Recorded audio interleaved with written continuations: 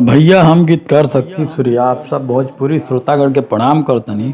तो फिर एगो फुल फ्री सॉन्ग आप लोग खातिर लेके आइल बनी, जो रंगदारी सॉन्ग बाटे। इसमें ज़्यादातर चलत अटे, तो यही खातिर एगो लिखनी आप लोग खातिर रंगदारी सॉन्ग जो बिल्कुल फुल फ्री बाटे। तो ये सॉन्ग खातिर एगो लाइक कर दी, हाँ कमेंट जे में बताइब कि सॉन्ग कैसन बाटे। तो एक ट्रैक बटे पलंग के शुद्धिकरण, प्रमोद प्रेमी भैया का गाना पर बटे ही। तो चलिए ज़्यादा समय ना लेते हुए कर मुखड़ा शुरू करते हैं।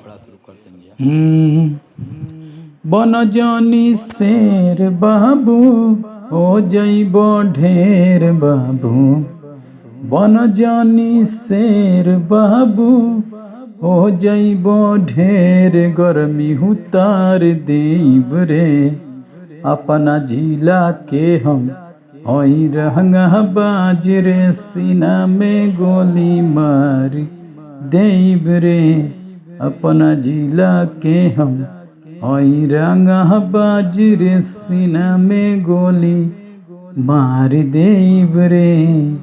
तो रहा मुखड़ा, उम्मीद बा आप लोग को पसंद आई।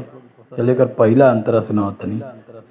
बान्ही के गमछिया मोछिया जब हम ऐठतानी, बोली भोजपुरिया केहू बाटे नाही हमरो सानी।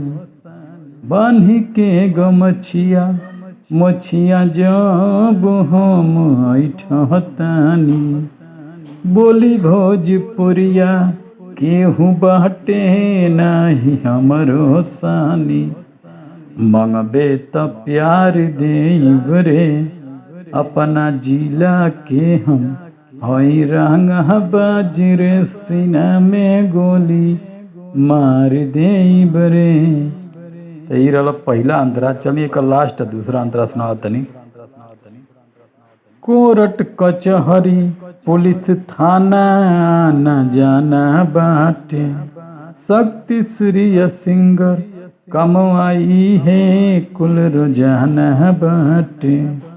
कोर्ट कचहरी पुलिस थाना या न जाना बाटे, शक्ति सूर्य सिंगर कमवाई है कुल रोजाना बाटे। बनबे तो सुधार देब रे अपना जिला के हम होई रंगा बाज रे, सीना में गोली मार देब रे। तो ये रहा फुल सॉन्ग। तो उम्मीद बा आप लोग के पसंद आई। तो चलिए मिला तंजिया नेक्स्ट वीडियो में, तब तक खातिर धन्यवाद।